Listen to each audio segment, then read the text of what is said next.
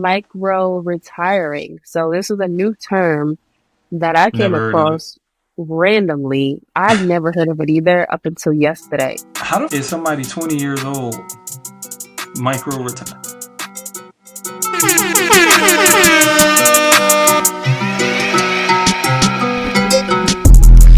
Yo, yo, yo. What up? What up? What's up, coworkers? Hey, coworkers. Welcome back. Welcome to another episode of the We Outside After Work podcast. I'm your host, Dana. And I'm your favorite Aaron. What's up, y'all? What up, guys? I may sound a little stuffed up because I am getting over a cold slash allergies. I'm cutting that out. What was that about? What does that I, mean? we don't talk about what we talk about before the show. We just gonna let it go. The people y'all can pay for the We ain't talking Patreon if about y'all none of really. what you just did before the show. You want me to tell them what I just did? What did you do? Go ahead. How I was just struggling to get us on. How I wasn't on time.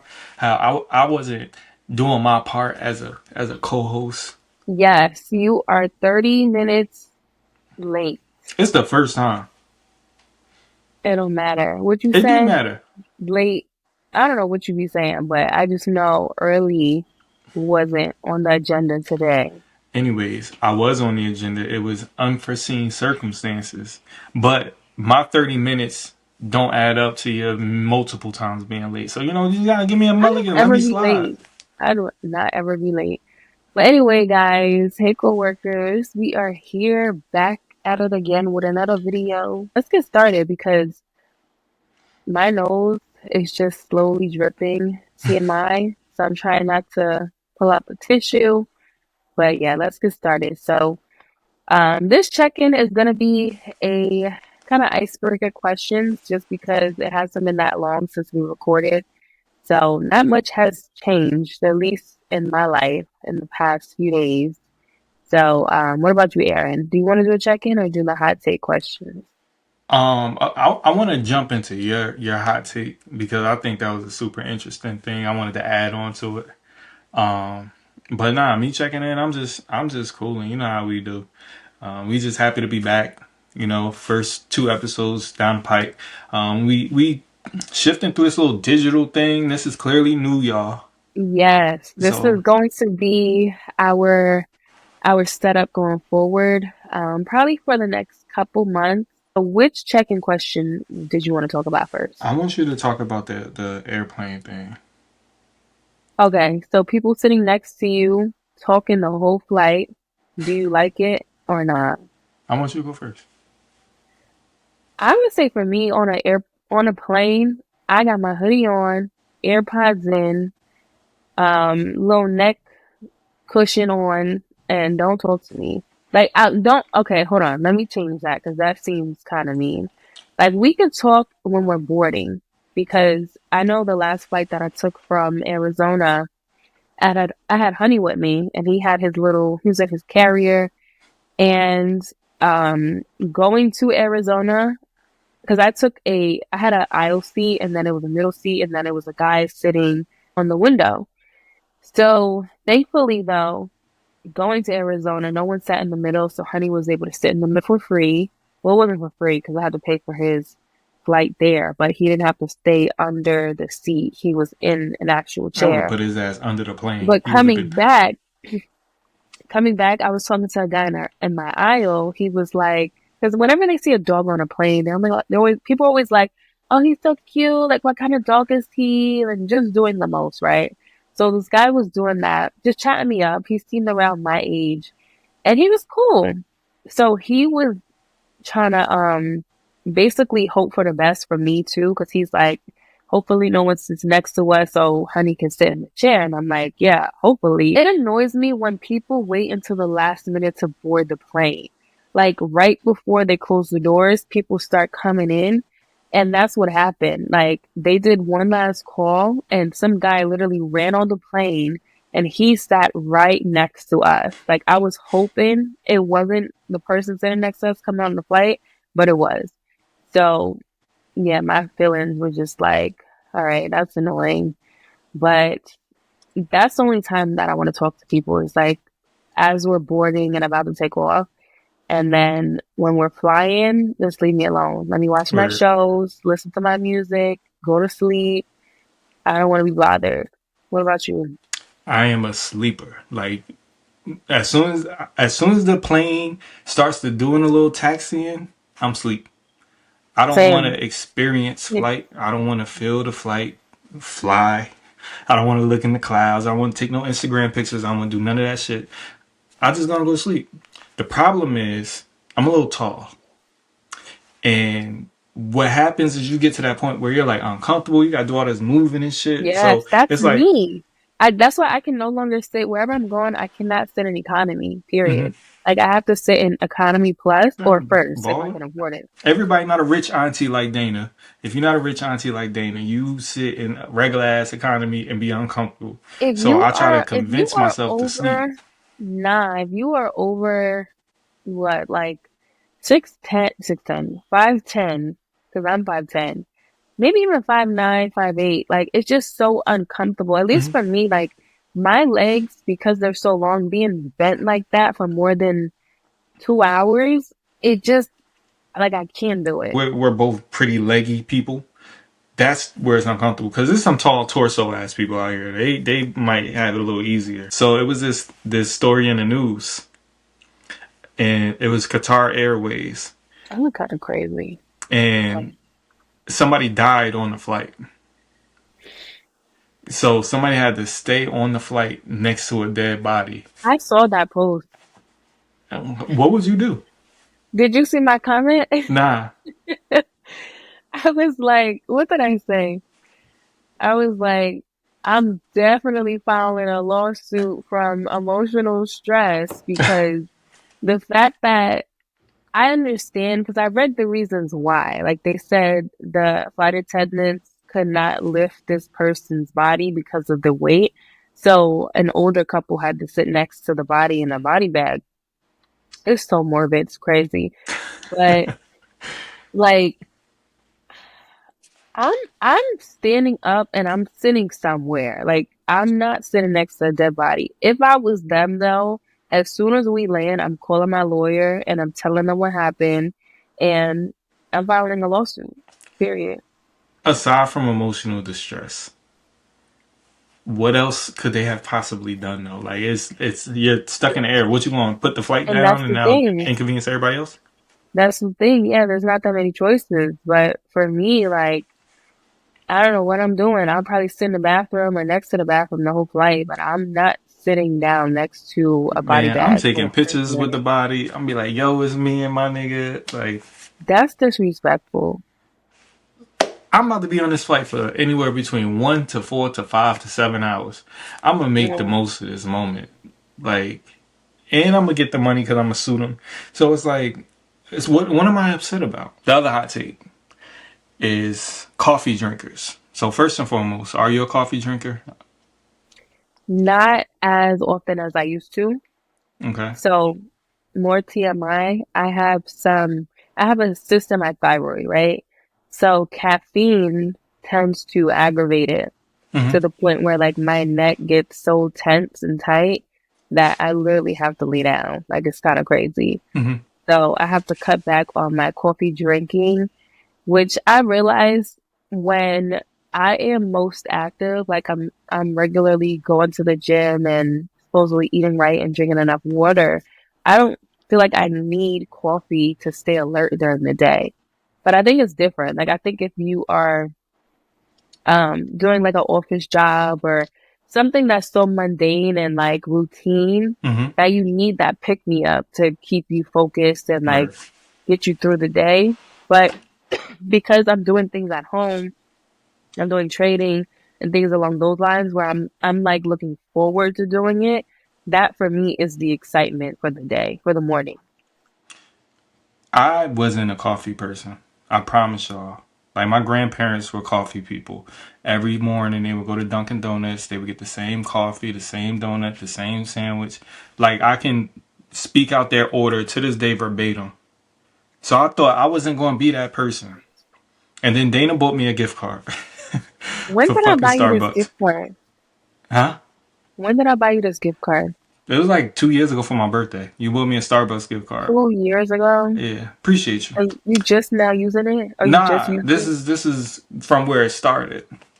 So ever since then, I've had Starbucks probably every day, all Every because that day. one goddamn gift card. I blame you because Really? I didn't drink coffee. I don't even like coffee. It makes me sleepy. It don't even wake me up. But What's espresso, your Starbucks coffee order? say a white chocolate mocha, extra pump, extra hot with an extra shot, pump of a mocha, whatever it is, Oh, the mocha flavor? Okay. and it got to Yeah, be hot. mine. Oh, is it hot? Okay. Yeah, Yeah, mine it varies. So I have a cold and a hot order. So my cold iced coffee is an iced hazelnut oat milk shaken espresso grande a shaken with espresso. a signature espresso, 2 shots of espresso. And then my hot one is a caramel macchiato, 2 shots of espresso, no foam, oat milk, and 2 pumps of caramel syrup. So How do you order that at Dunkin' Donuts? I don't normally go to Dunkin' Donuts for coffee. Oh, Dunkin' Donuts is Yeah. real. You know what's crazy? When I used to work in an office, like commute, I used to go to Dunkin' Donuts on the way. And as I was driving, I know this is unsafe, but I would place my order as I was on my way, and then I'd pick it up so it'd be ready, and then I'd go to work So you without a saying you screen. texting and driving? It'd be at red lights because I would have my order saved Then why is it unsafe if it's at a red light? because I'm still behind the wheel and I'm like putting in a Dunkin' Donuts order on my way to work. Listen, So. I ain't no copy. You ain't got a lot of me. Are you one of those people who like pick up stuff for your coworkers too? I wouldn't mind. Orders. I haven't done it for the job I'm at now. I probably Mm. could because they're coffee drinkers too, but they do Dunkin' and I do Starbucks. So part of it is the Dunkin' Donuts lines be so fucking slow, and it's like I don't like That's being why I late. do the order in advance. Advance don't make a difference for these Dunkin' Donuts. All Mm. right, hold on. I gotta get racist real quick, and it's a positive racist. I only go to Dunkin' Donuts managed by Indian people. I'm If not gonna if lie. they don't own the Dunkin' Donuts, it's a trash Dunkin' Donuts. Indian people I'm not run going Dunkin' to Donuts the lie. best. Theirs do be fast. They Like be on their shit. the way they have things organized, because I've been in a Dunkin' Donuts before where it was more Indian people working there, and if someone's going slow, the manager is like yelling at them Hmm. to hurry up because we got customers, so They all we need play. to get these orders out. But you was talking about on your commute and now how you work from home. You don't necessarily have to do it. They're talking about work from home is dying. So why are you making faces? Because I've heard that so much where I'm just like, y'all can have it. Like, that's fine. I know in my industry, Hmm. working in IT, okay, that's just a given. Like, that's just a part of it. And if it's not fully remote, it's hybrid. So in the IT space, that's not something that's been like changing drastically. Where the jobs that I've seen, the jobs that I know people have in IT, they are either hybrid or remote. So it always kills me when, because I still have recruiters reach out to me. They'll send me like emails or they'll call me directly and be like, "Are you still in the job market?" Um, and I'll just hear them out, but most of them are usually in New York, like in the city, Manhattan. And I specifically, my boundary, like my hard no is working in New York. Just because I've had two aunts that's worked in the city for over 20 years. I know their story of what that commute looks like. Hmm. One coming from Toms River, New Jersey, driving well, Oh, on she New drove. Jersey Transit. No, she took the bus, but she would have to get up at like 4 in the morning, sometimes earlier. Um, Another one, she used to live in the Bronx, but her job was in Manhattan. But hearing stories of like the MTA just stops running, or they have mechanical issues, like it's just so much on a day to day that I couldn't like fathom dealing with work stress and then that commute stress. So yeah, nah, I don't want to ever work in the city. And then two, um, they do say, it's only 2 days out the week, or a lot of the times when New York specifically, they're doing like a 3-day hybrid thing as far as going on site. But the jobs that I mainly am attracted to are the ones that are like companies that are nationwide or international, and you can have that remote perk. So they're out there. It just depends on your industry, I feel like.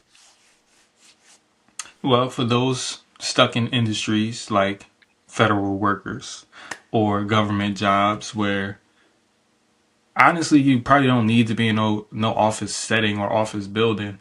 I think the issue become a lot of people are on social media doing work from remote places and not really doing no fucking work, and they talk too fucking much. And I feel like they're ruining the whole concept of remote work because I'm out here in Punta Cana playing on my iPad and playing on my tablet when it's people out here really working hard, really grinding, and it comes off as you not doing what the fuck I'm doing. That's a very biased point of I'm not. view. I don't say I agree with it. I'm just saying that's what management, in which we've Who had is this saying that? conversation before. They're starting to turn that corner. But who is saying that though? You said management. I mean, I've Yes, seen posts that I don't even want to say his name, but we the won't. nickname Jesse Wu has for him is Musty. So yeah, we're gonna call him Musty.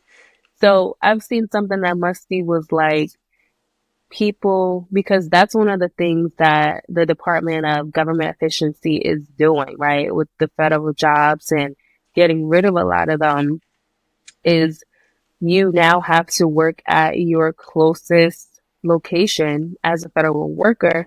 Or let's say you moved at any point between you being remote, you're going to be let go or move closer, period. So you can go into the office. And I think that just comes from all of this when it comes to like capitalism and leadership and like big corporations. The number one core value they have is control, Ooh, period. I'm about to say the same thing.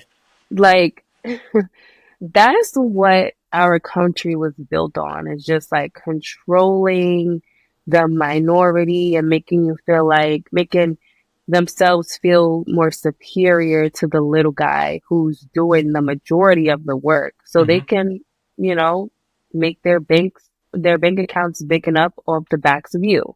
Period. That's what it comes down to. So that whole thing with you have to come work in an office. It's literally to watch you.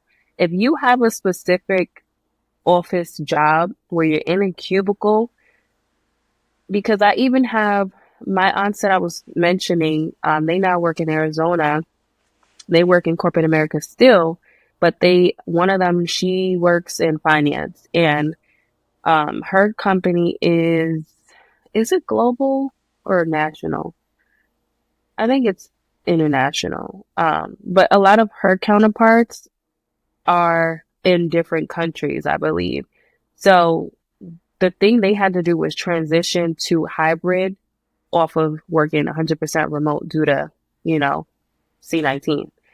So, her day to day is literally still just staying in her cubicle. Like she's not really going into meetings like in the office and, we're all collaborating with each other in person. A lot of her stuff is still being done on the computer where everything is through Teams. They're having conversations through Teams channels and group chats. And her work is getting done on Excel or Oracle or whatever application she got to use for her job. Like nothing a part of her job makes sense for her to be in office. So, she even says it like, it's just for them to feel like they have some level of control over you. Do we feel productivity is at minimal equal for those that are at home and for those that are in the office? Do we feel like at bare minimum, I can say that is equal? Do you agree? What do you think? I think it is. I think work from home people get just as much work done as the people in the office. I know for me, for a fact, I get more work done at home. Definitely a self starter where if I have specific tasks that I need to get done, I'm going to get it done because I know for a fact this job pays my bills and I get an income from my job. So if I'm not doing my job, they're gonna know, period. I think when I am home, I get more of my work done earlier in the day because we've kind of had this conversation before where a lot of the things that I've had to do in my career doesn't take the full 8 hours, or you can expand it to multiple days. And one of the finesses about being in just higher levels of corporate jobs is like you never, if you're working on a team, you never want to seem like you've done all of your work. Like you literally have to act like you're super stressed out. You got so much on your plate, so much to do. Like that is the culture of corporate. In order for your manager to feel like, oh, you're really out here like doing your job to the fullest because you're always so busy. And they do that too. Like a lot of managers do that too and make it seem like, oh yeah, I have this meeting, that meeting. I'm swamped whole time. I had a manager, like, they would literally block off parts of their calendar saying they had all these meetings. The meeting would be about 15 to 20 minutes, and you have it blocked off for about 2 hours. So you mean to tell me, like, you're getting more work done in those 2 hours of that meeting that only lasted for 15 or 20 minutes? Like, no, it's a finesse. So that is Could be. something it is because, Now, um, devil's advocate, go ahead. 15 minutes for a meeting isn't just the meeting, right? It's the meeting, the debriefing from the meeting, and then creating information to then transfer that information from the meeting to your subordinates, etc., etc., etc. So that 2 hours could very much so I can be agree. exactly I've that. been in, I've been in those situations where, but it depends on the day. It depends on the project of how quickly it needs to get done. So yes, all But we those all debrief. finessing. That's what it is. That's what it is. That's my point. Is like there's finessing done on different levels of corporate. So you being like this person, whoever's listening, if you are, the bottom of your totem pole in your company, like you do want to do all of your work, but you have to give off that anxious anxiety, like you're so stressed out, because that literally makes managers feel like you are their star employee. Like that's what they want. But you don't want to do that, like actually do that, because then you'll really stress yourself out and fuck up your mental health. But I do think that's just the culture of corporate. Well, the non corporate perspective is we look at it like I'm constantly in this environment 8 hours, 9 hours, 10 hours, 12 hours. Construction worker, police officer, retail worker, nurse, doctor, etc. And it's like we don't get that finesse opportunity. Don't get me wrong, like we find moments where we can take a break, where we can just peel back and relax a little bit. But I think a lot of people, when they see that type of atmosphere, they try to say, hey, work isn't fair. Like, why do they get to just sit in the house and do whatever they want and play on a computer all day? I know that's not the reality, but people actually feel like that. And the only way that they can't feel like that is if they say, hey, at least go in the office. Like, I think for it's if you chose that job, people don't that's choose. what comes with the job. Like for I, example, you mentioned police officer, nursing. I'm going to talk about the medical field and nursing. So we all know the level of education it takes to be a nurse or a doctor. Like mhm. you have to do your residency, you have to get your doctorate. Like there's Medicals, so all that. many things, and take exams to get board certified. Like there's so much stuff you have to do after you do the basic college bachelor's degree. Like there's so much more learning and education that comes after that. So within that process, I think that is what should help build up your expectations of what to expect when you get in the field. Like you're going to be in a hospital or in a clinic or somewhere helping patients face to face. So to compare that with an office job where you're behind a computer and it doesn't take a lot of computer jobs. When I say computer jobs, I mean things that require you doing like finances for a company or IT or project management. A lot of that may take different certifications, which certifications you can get within a couple months, or they don't take any certifications. It's just a matter of your experience. So with that being said, and then you do on the job training too. So it's not expected for you to be saving lives. Like that's not the type of jobs that you're going to be doing. Like it's going to be a lot of just mundane routine things on your computer on a day to day. And that's just what it is. It doesn't take manual labor, in person, face to face conversation all the time. Which is exactly why it shouldn't hurt to go sit in the office. If that's how you feel, I'm just saying. If okay. it's not manual labor, if it's not life risking or risking somebody else's life, what harm is it to just take 5 to 45 minutes, drive into a building, have somebody oversee what you're doing, get in, get out, and keep it pushing. I'm cool with either way. So, Yeah, we would have to ask those people just because but in my maybe industry, that's why they trying to micro retire and all I this. don't have to do any of that.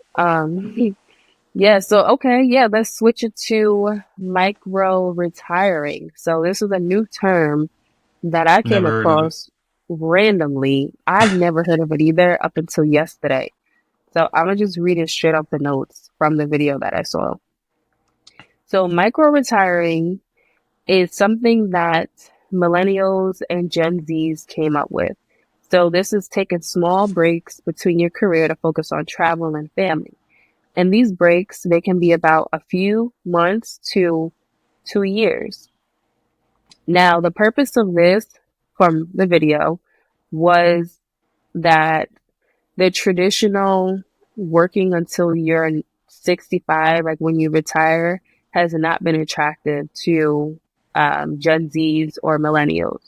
So with this micro retiring, this is a way to not be so burnt out so quickly. Now, my question is, how sustainable is it and what does it look like? Because number one, it's like, well, when you're doing these micro retirements, like, are you going on leave for a job? And who's taking care of your finances if you're not going on leave? So these are just questions where I'm like, the bills don't stop. So you micro retiring and on vacation and trying to build a family, but everything takes money. So what are you using to supplement you being in micro retirement? What do you think? I personally think a lot of our generation and the following generation and the generations to come, I think they're a bunch of pussies. Like, work is, it's not hard. Like, don't get me wrong, it's moments where it's like, yo, fuck this job and fuck these people. I get it. We all go through that. But at the Yeah. same time, it's like working from, I started my first job my first official job when I was 16 years old. Working from 16 to 66 is bare minimum expectations for me. Like, I don't get up in the morning and struggle to go to work.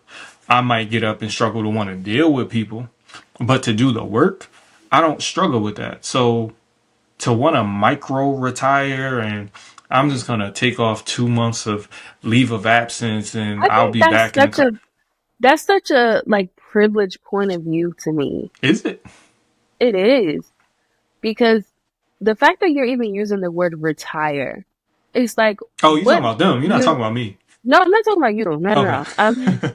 Yeah, I understand where you're coming from. I'm just saying to say you want to micro retire. Like the word retire itself means that you no longer need to work for somebody else. And Because you can even retire younger depending on, Mm-hmm. your skill set. For example, if you are a successful trader that's making money when you sleep, okay, you can retire once your passive income can pay you the same amount as your corporate job. Like it can replace that income and now you have passive income and you don't have to physically go to a job or do a job to make money. So that means you're retired. But to micro retire in a workforce where like you just stop working, like I have questions. Like it doesn't make sense to me. Give me some of them questions. Well, to go back to the beginning, like number one, like who's paying for your lifestyle while you're Mm-hmm. micro retiring? I'm assuming if we're talking about Gen Zs, usually they're in their 20s for Gen Z. Like they're in All right. early 20s, probably So, hey, like wait, time out. 19. What? How the fuck is somebody 20 years old micro retire? They can't even get a pension. They can't even That's get my question. Social Like you Security. barely got a 401k. You barely got savings. Like you barely got a credit score. You barely work. You don't understand what the grind is. Like, maybe I'm just speaking from a place where I always had to work. I always felt like I had to put money into something to sustain something. Where it's like, I can't afford a day off. Like, I look forward to PTO days because that gives me the opportunity to cast aside to say, all right, cool, I can rest. I can go on vacation. I can do some shit. And I get paid for it. So I don't feel guilty.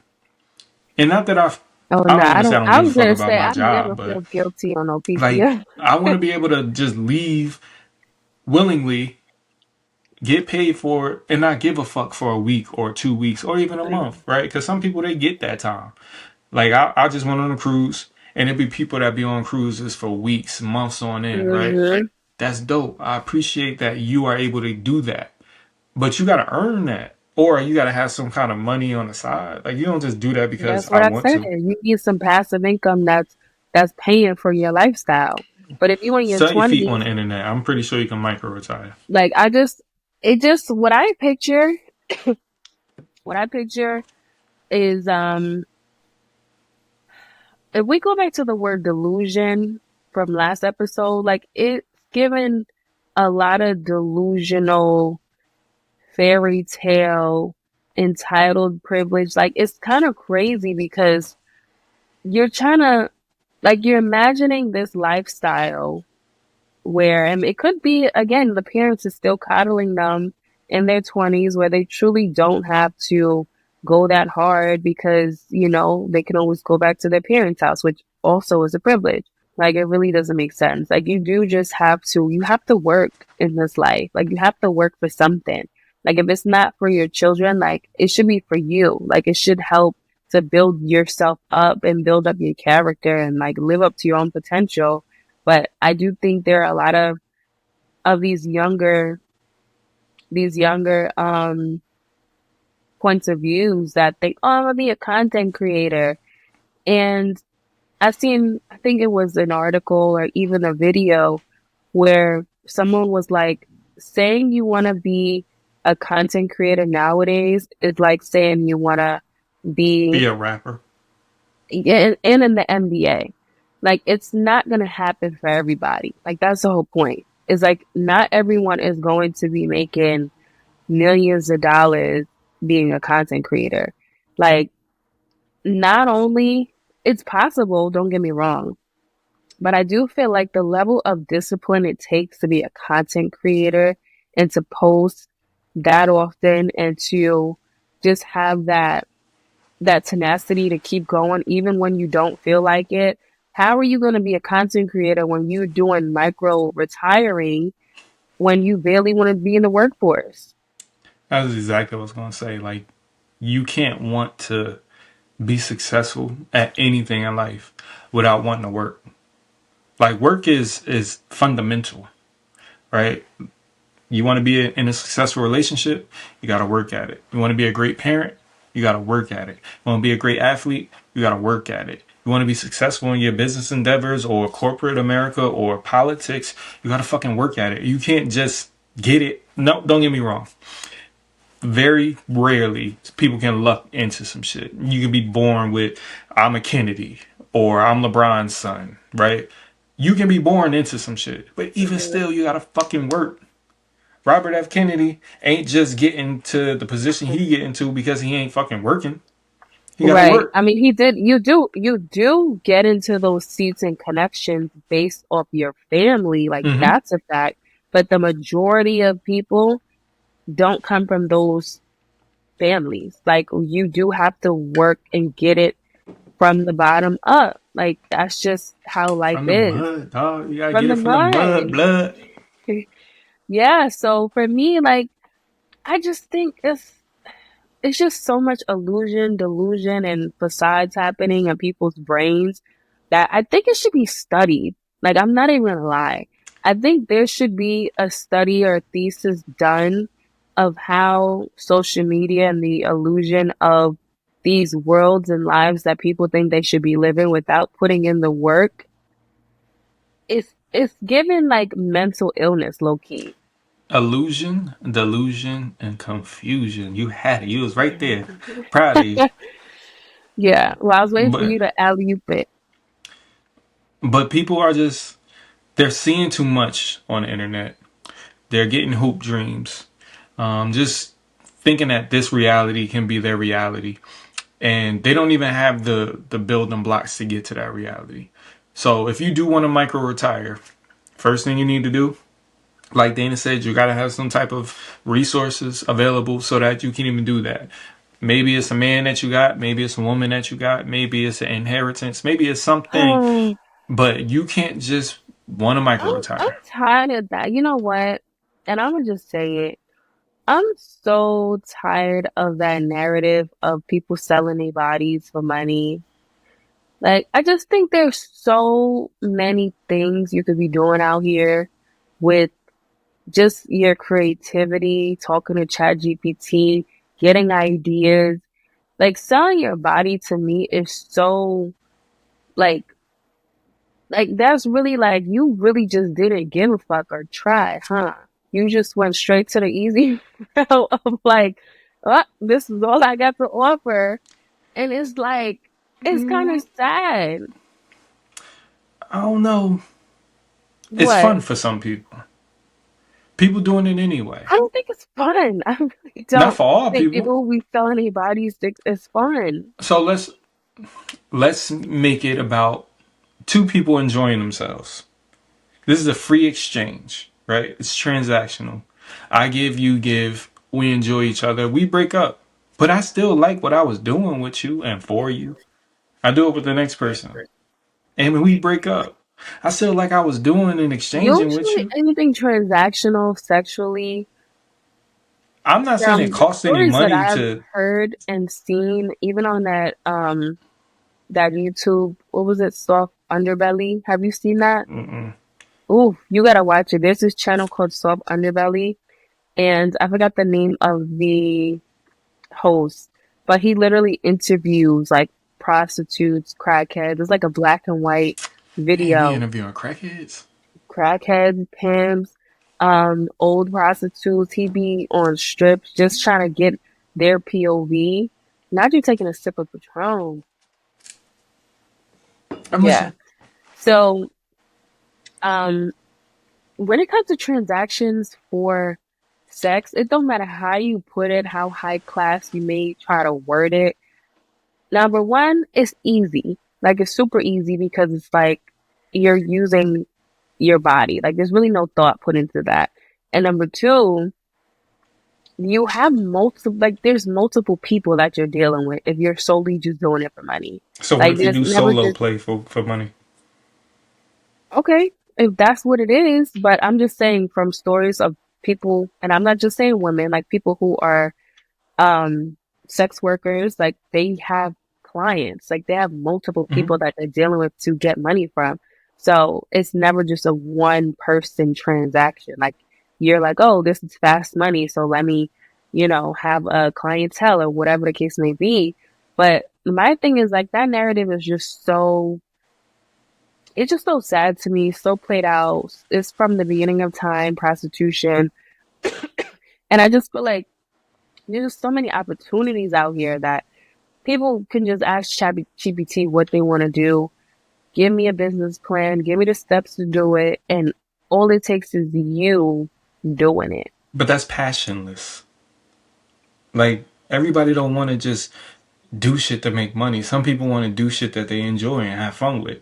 So, for instance, Well, that was the point that we were talking about, though, is prostitution and fast money and not caring.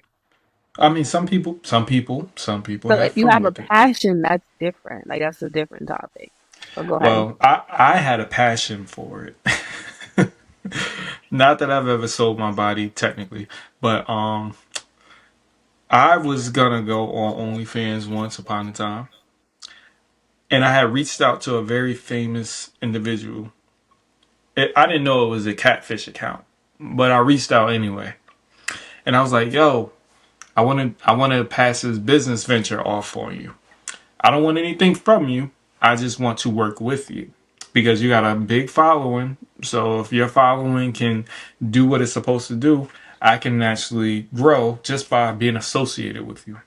Hmm. I was going to do voiceover poetry over sex, essentially. Because I'm like, yo, it's erotic poetry. You might as well give you the visual, but I can't find the fucking visuals. Like I gotta go on Okay. YouTube and all this random shit, and it's a lot of work. So you had an OnlyFans. You No, reached I out didn't to have one. someone. I was You gonna still make one. are you gonna make one? Okay. What was the person that you reached out to? What was their I'm not going to disclose that information because it No, was a I didn't say catfish. who it was, but I'm saying like what were they gonna get do for you? It was just gonna be their show. So I would write towards what their actions were. Like if you Hmm. are intimate with a guy and you want to create a scene, I'm literally just a soundtrack for the scene. I'm not necessarily doing anything but being essentially the music in the background. Okay, but poetry. Exactly. So like how I do my videos on Instagram, it'll just be with actual sex right there. So that way somebody can enjoy the visual, they can get the story told to them because Mhm. when you watch porn, it's supposed to be a story. It shouldn't just be bump bump bump. Like Yeah. at least what I grew up with, because you know we come from the real entertainment industry. So how did that But work out for you? say that again. How did that work out for you? It didn't because she was a catfish. She was like, "Oh, why don't you send me a deposit?" And I'm like, "Fuck, I don't know Not like you." the closet. Yeah, Twitter is a Yeah, crazy ass place, man. right. Sex work. Like they automatically need the money up front. Word. But I was smart. I ain't send it. Yeah, that's good. I remember I got not was it catfish? I got scammed on Instagram. This was like 20 this was like 2018. And I don't know if you remember, but there was a point where when I had my YouTube channel, I was doing hair reviews. So I was doing like bundle and wig reviews and stuff like that. And this person reached out to me in a DM and they were like, "Hey, I've seen a couple of your videos and um I'm a hair vendor."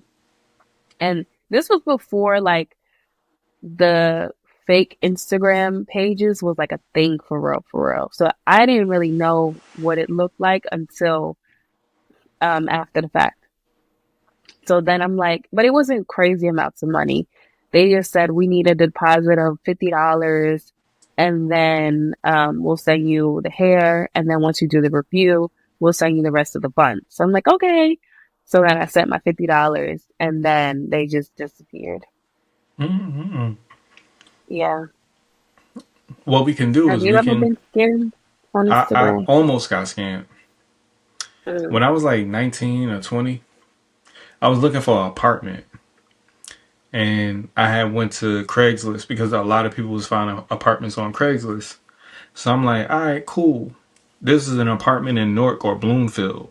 I think it was Bloomfield because I didn't trust nothing in Newark.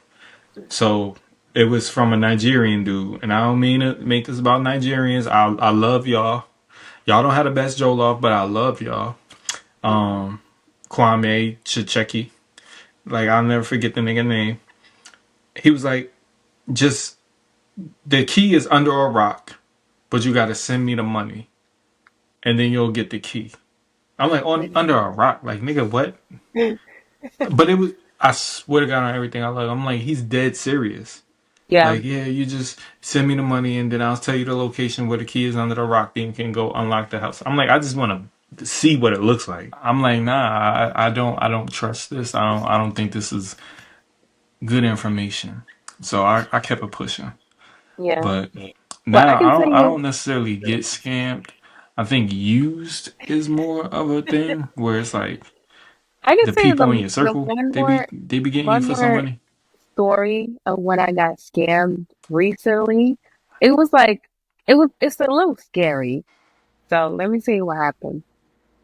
So I'm big on like changing my hair and getting my hair done. Hmm. So I'll wear like my wigs or whatever for a certain amount of time, and then I want braids. Like it's just a black girl thing where we just constantly want different hairstyles. So this had to be this was okay, yeah, this was in August, last August, 2024. So most times, like I already have girls that I go to who do braids. Like I have an African contact. I have a girl in Newark who does the knotless with real hair, and then I have someone who specializes in natural hair. So there was this one particular hairstyle that I wanted, and it was it was four cornrows, and but they're called butterfly braids, and it's like it was like a new trend going on, right? So I'm hitting up everybody, and they're all like, "Oh, we don't do this hairstyle." So I'm like, "Damn, okay, let me see if I could find someone on Instagram to do this hairstyle." And that's how I found like everybody else. So, let me just see what's up with the hashtags, New Jersey Braider, and all of that. So I come across somebody's page. All I see on their page are butterfly braids. So I'm like, oh shit, like they know how to do them.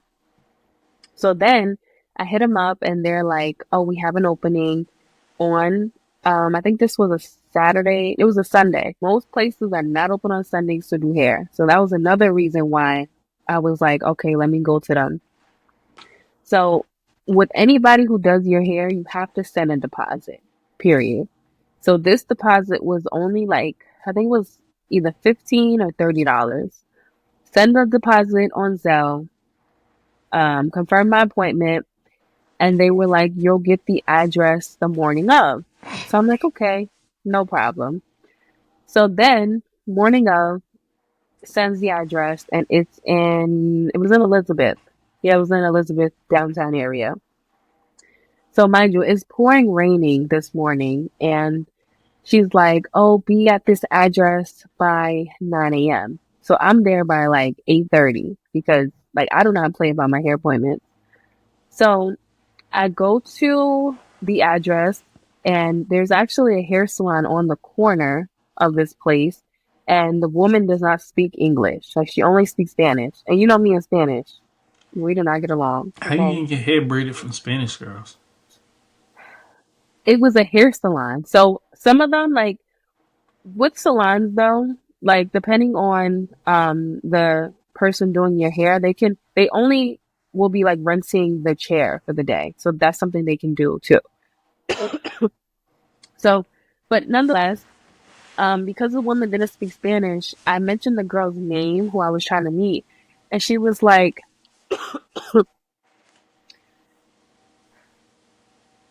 so she was like, she's upstairs. So I'm like, okay. Mind you, I don't have the person's number. I'm DMing them on Instagram. So DMing her, I'm like, hey, I'm downstairs. Like, I'm ready when you are. Before I send my message, I seen she sent me a message before then, like probably like 10 minutes before. She's like, hey babes, I'm PMSing right now. I'm having a very heavy, like all this detail. Like I'm having a very heavy flow. I have a headache. Can you give me some time? I'm like, what the fuck? Like I'm downstairs. So I literally message, I'm like, I'm literally downstairs. How much time do you need? She's like, oh, I need Why would you about, text that? huh? Why would you say that? Why not? Because I was downstairs. But you're not babe. That's what they do. They be like, babes, boo. Like, that's just how they talk. So anyway, um, I'm like, how long do you need? And she's like, can you give me about an hour and a half? At this point, I'm like, this shit don't sound right because now I'm at a different location. You're not in this salon. You're supposedly upstairs. So it's giving weird, right? Mind you, as I was driving here, something told me to just look around in the area and I peeped an African hair braiding place like a block away. So once she said that, I was like, don't worry about it. Can you send my deposit back?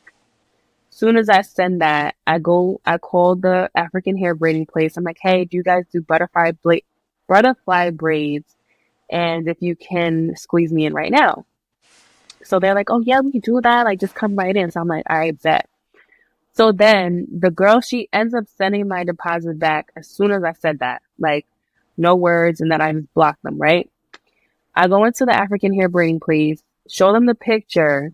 The girl, she's like, oh no, we get this all the time. We actually don't do this style. So I'm like, are you fucking kidding me? Like in my head, I'm like, are you fucking kidding me? So I find a random ass tutorial video on Instagram, show the girl how to do it. And she's like, oh, that's simple. Okay, let me try it. I'm like, yeah, definitely try it on my hair. Like, it's okay. Like, I got all the time in the world. So she tries it for the first time, does a bomb job, and she's like, all right, I'm gonna add it to my list of styles that we offer. So I'm like, oh, you're welcome, I bet. But while I'm in there, another girl comes in and she's getting her hair washed and stuff like that because we're now having a conversation. She's like, oh, where you from? And we're all just talking amongst each other. And I was like, well, I had a hair appointment at another place before I came here. And she was like, where? Everyone in this area, we know each other. So who were you meeting? So I tell him the situation, and the girl getting her hair washed, she was like, is the Instagram so and so? And I was like, yes, that's the Instagram. And then the girl tells me that literally probably like 5 months ago, same thing happened to her where she tells the girl she's downstairs, she tells her the exact same story, like she's PMSing and she can't come down right now. And Was it a she did month it. prior? No, it was a couple months prior. No, it wasn't a month. Yeah, I got that. But she said the $60 deposit and she didn't even get her deposit back. She said the girl just stopped answering and that was that. So this was like a known scammer in the area. So I just thought it was crazy. She ended up sending my deposit back.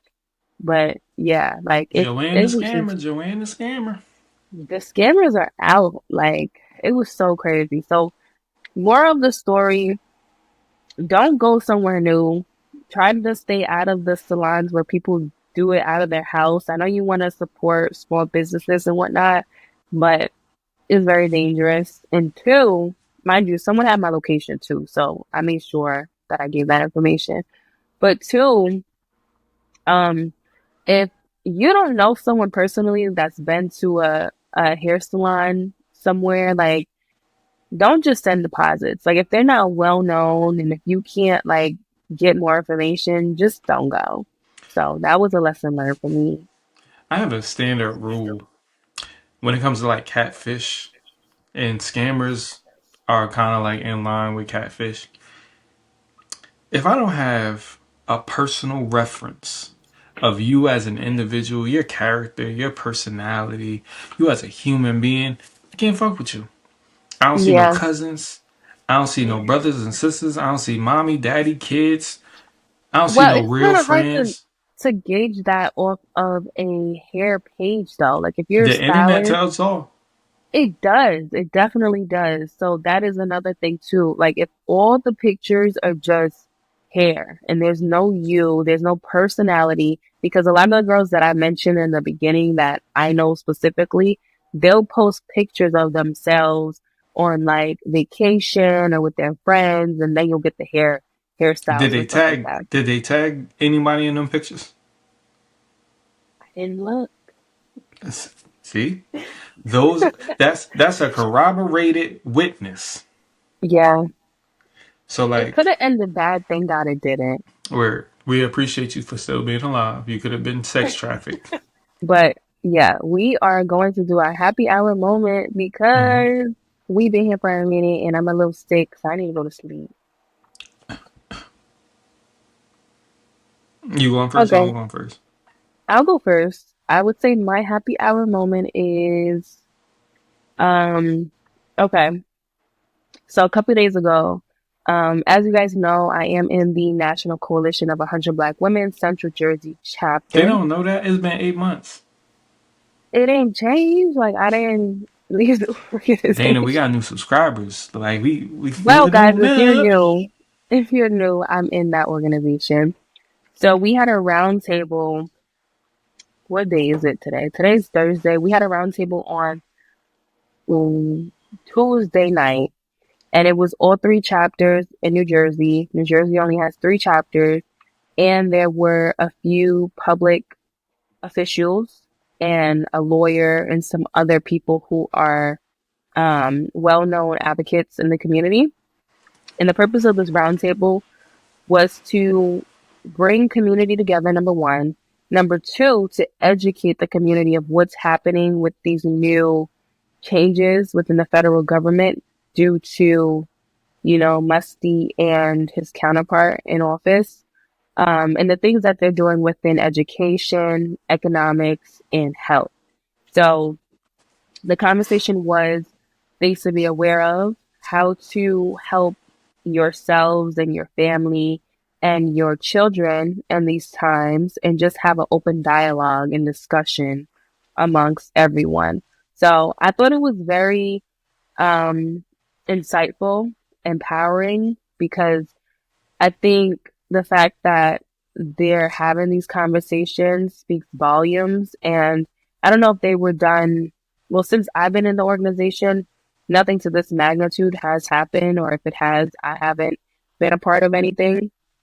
But to be on this call, like it was a virtual call, and I think it was needed. I think it was great conversation, and I think a lot of these small conversations should be had throughout the nation, just to cultivate unity and to cultivate knowledge amongst the community. So that's my happy hour moment.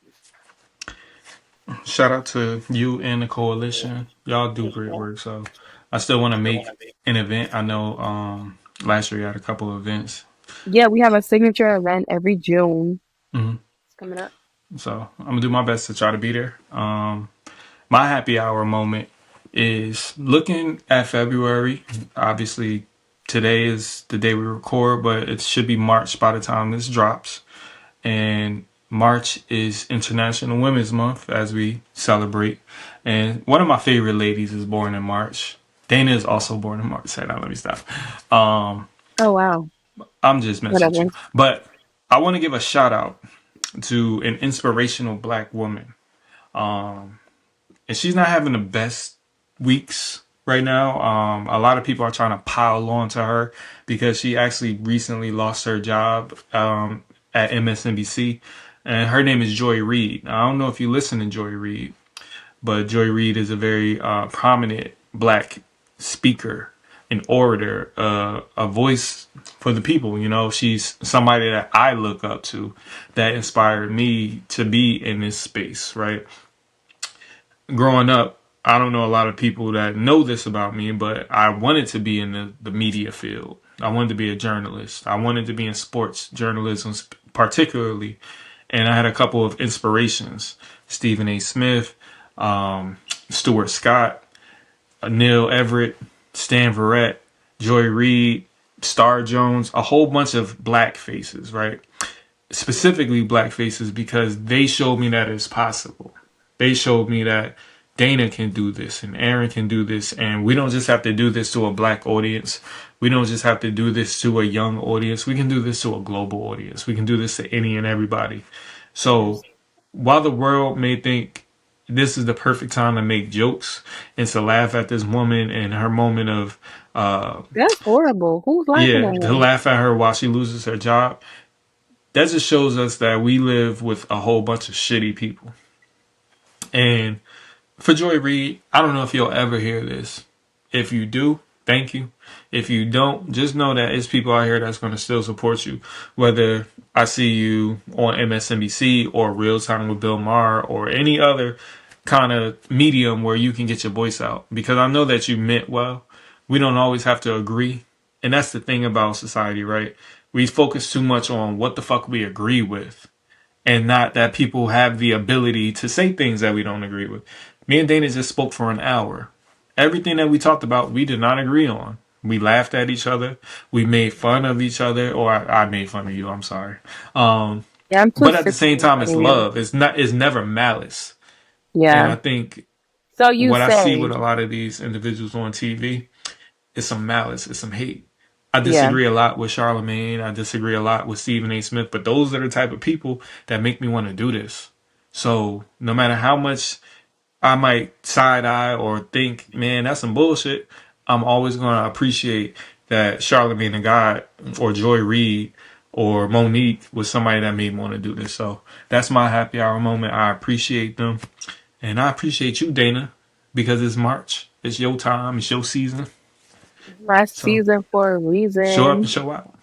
Yes. And if you want to support and come on here, guys, you can hit us up at WOAWpod at gmail.com as Aaron takes another swig of his Patron bottle. You know what's crazy? I have an unopened Patron bottle in my cabinet too. All right, well, So, I might come over on Monday. yo, I just booked a massage for Monday. I'm so hyped. I thought it My was dad Sunday. sent You me gonna get money back to back for it. massages? No. So Sunday is the Island Spa. So Island Spa is not just, I don't like massages there. I don't get massages there. So they literally have the small dome rooms for like saunas. So they have one for your charcoal detox, then you have your salt detox, and then you have your different heat detoxes. So yeah, and then you kind of lounge around. They got food, they got just different things you could do, like very zen and relaxing. And then we have the K-pop dinner. But I want to change the location because I realized the place that I chose does not have a liquor. They don't have alcohol. They don't have But you sake. don't drink no more. So I drink sake. So I gotta find one that has sake, probably on 22.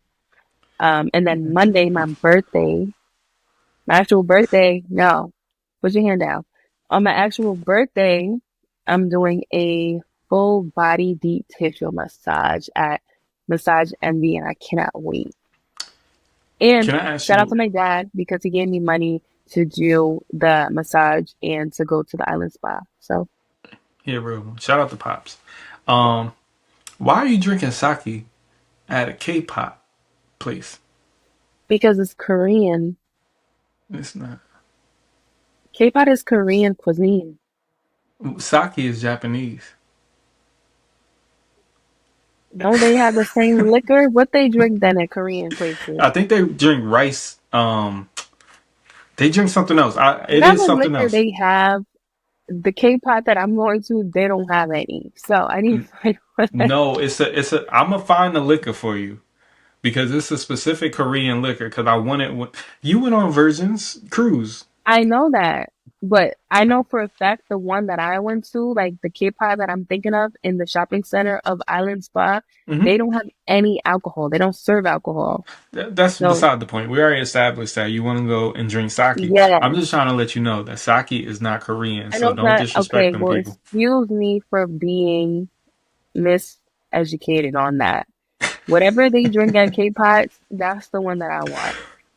I'm gonna look you up. I'm gonna Google that when my phone wakes up because it's dead right now. Um, Okay. but with All that right. being said, y'all, We outside and we out of yeah. here.